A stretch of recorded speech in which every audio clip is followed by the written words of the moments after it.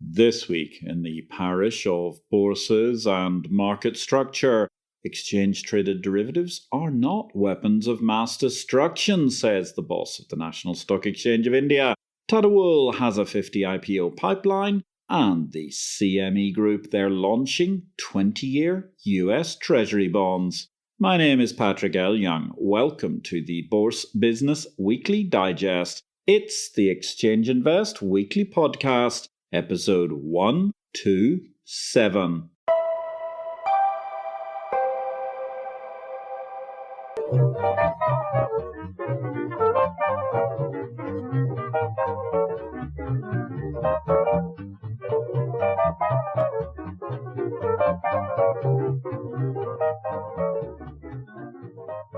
Good day, ladies and gentlemen. This is a very brief reduction of highlights amongst the key headlines from the week in market structure.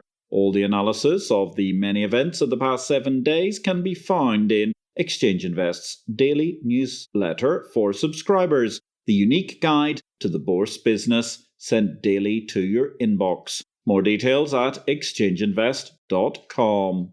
Kazakhstan had a bit of a kerfuffle this week. Revolutionaries in the streets all seemed to be somewhat on hold by the middle of the week. However, nevertheless, that didn't stop there being a several-day hiatus in the exchange business. The Kazakhstan exchange Ks, they had resumed currency trading as of Wednesday the 12th of January as the situation in Almaty stabilized.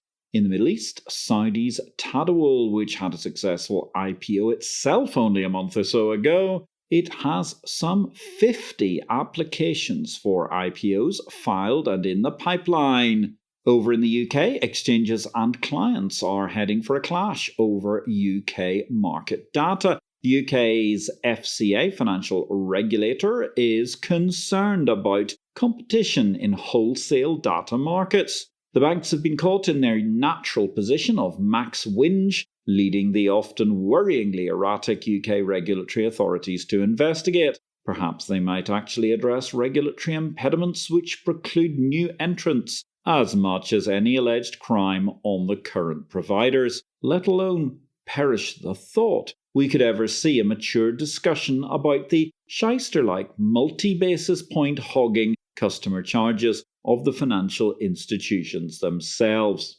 Nasdaq, they've partnered with Tribe Freedom Foundation to support survivors of financial crime. The Philippine Bourse, which had just announced it was going back to full working hours as a result of Omicron, the COVID variant, they're cutting their trading sessions for a fortnight from January the 14th to January the 31st.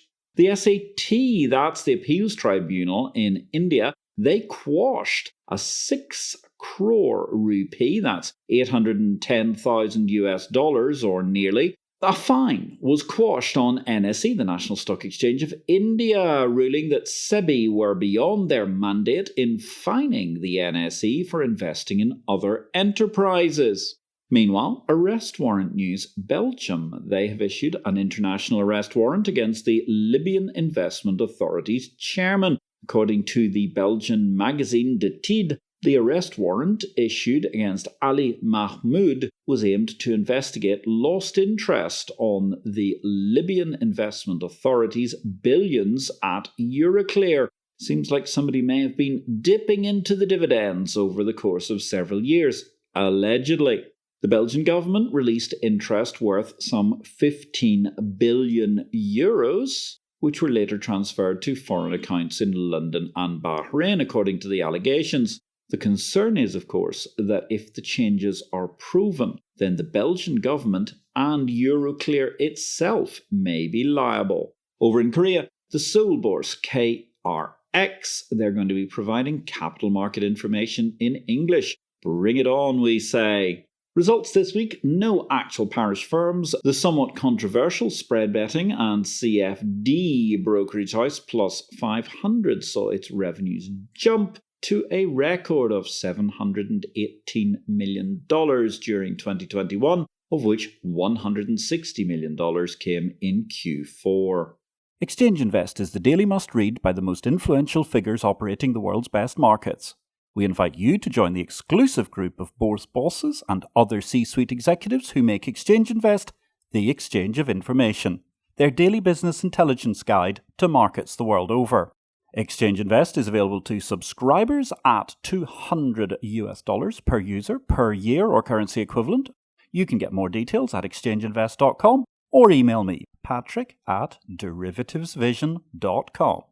It's already a busy month for new markets in the parish of bourses. All the information was in Exchange Invest Daily, the newsletter no person can afford to be without in capital markets and market structure. For the sake of this podcast, here are a couple of edited highlights. Bridge Up. India has launched a whole new and interesting and exciting platform, somewhere where you can transact companies' recurring revenue, treating subscriptions as an asset class. TradeX, they've launched an app and they're aiming to revolutionize the predictions markets. And then in Amsterdam, D2X has raised some €5 million to build a pan-European institutional exchange for derivatives on digital assets. Fascinating news of the week, which is not quite a new market, but it's going to be something developing into a rather interesting new wing of an existing market.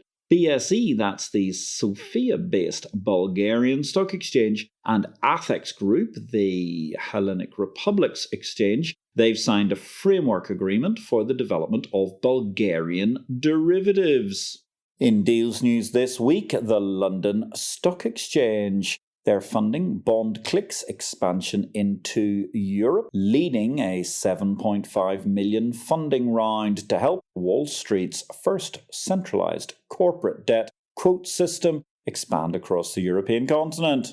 The Swiss exchange, SIX, they're eyeing Latin America for expansion.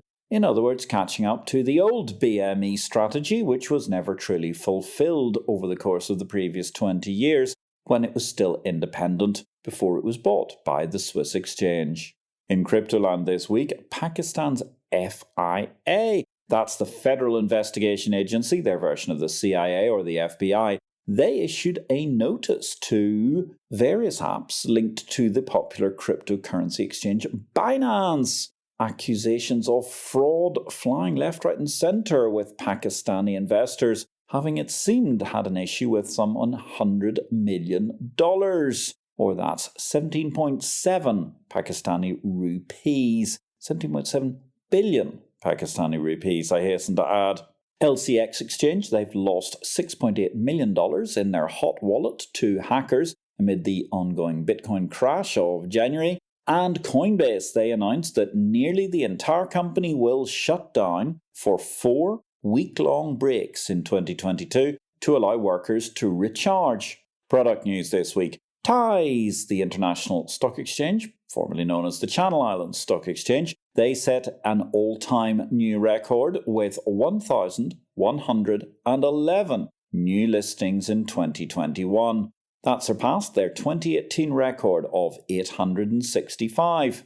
The National Stock Exchange of India chief Vikram Limay, he's been rather voluble, noting that derivatives are not weapons of mass destruction. That coming in a week where various commodity products in India were once again under pressure, simply because Indians don't like inflation. Don't blame the markets. Blame lots of other things instead, ladies and gentlemen.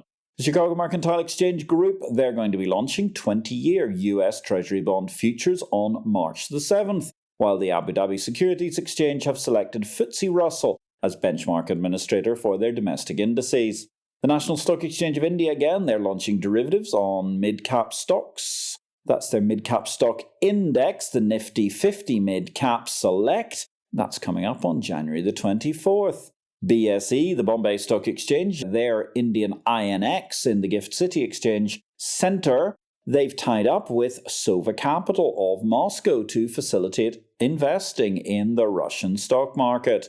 Meanwhile, the FSC, the regulator in Korea, are introducing measures to revitalise Konex, the small-cap exchange in Korea. Thanks for listening to Exchange Invest Weekly. We welcome your feedback. You can contact me directly, patrick@derivativesvision.com, with any comments. Meanwhile, if you enjoyed this show, we would welcome you giving us a thumbs up, or if you have time, a positive review will always be welcome, wherever you find this podcast. And finally, in product news this week, an interesting crypto creep into US politics as candidates have started to offer NFTs as part of their endless desire for campaign finance. Actually, before we go, let's just mention one record in the world of exchange volumes.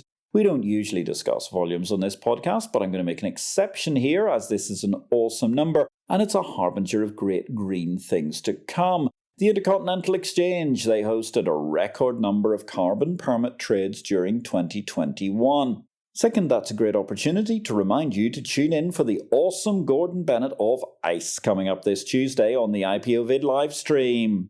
Technology news this week, Trading Technologies, they've invested $6.35 million in KRM22, entered into a distribution agreement for their entire suite of risk management products. It's not quite a full takeover, but Keith Todd's baby will of course be very close to Seven Ridge-owned Trading Technologies, where Keith Todd himself is the sound choice as the new CEO. London Metals Exchange, they had a bit of a whoops nasty. A power outage at a third-party data centre caused connectivity issues, leading to a 5-hour halt in trading this week. And in the app stores, the hot thing to have in China this week, the CBDC wallet. The pilot version of China's official digital yuan wallet app became the most downloaded app in local mobile app stores. Career paths, first of all, a huge valley. RIP, the iconic futures broker Robert J. O'Brien, who was the chairman of the Chicago Mercantile Exchange in 1967 to 1968, famed for his eponymous brokerage R.J. O'Brien. Farewell to the 103-year-old futures veteran. The CBN Deputy Governor, that's the Central Bank of Nigeria, Mrs. Aisha Ahmad, has been appointed chairman of a rejuvenated commodity exchange board, the Nigerian Commodity Exchange PLC. Let's hope that leads the market to fruition soon.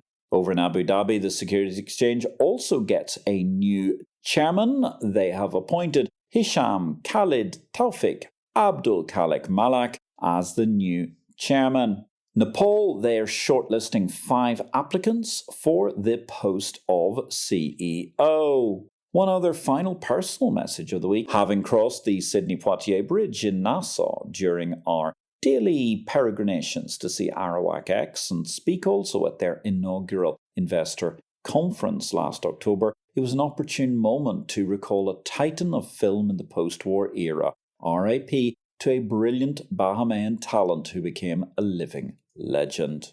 Elsewhere in jobs news, a little update. It's the best time in 50 years to apply for work or switch jobs as vacancies hit record levels in the UK, says City AM. But temper that if you're in the financial sector. Integrity Research notes layoffs on Wall Street surged in December 2021. Seems like that hiring bonanza may be more Main Street than Wall Street right now. One man who's not too worried about a hiring bonanza is the Binance CEO, CZ. He's the richest crypto billionaire of them all, with a net worth valued at a cool $96 billion, according to Bloomberg. That apparently makes the Binance founder the world's richest person. However, will a $100 billion fortune be sufficient to guarantee CZ's liberty long term? I wonder. And on that mysterious and magnificent note, thank you very much, ladies and gentlemen, for listening to this episode 127 of the Exchange Invest Weekly Podcast. We'll be back next week. Don't forget to catch our daily newsletter in the meantime at exchangeinvest.com, open to all subscribers who want to understand better the business of bourses. It only remains for me to say, ladies and gentlemen, as the Executive Director of Valerium, I wish you a great week in blockchain, life and markets.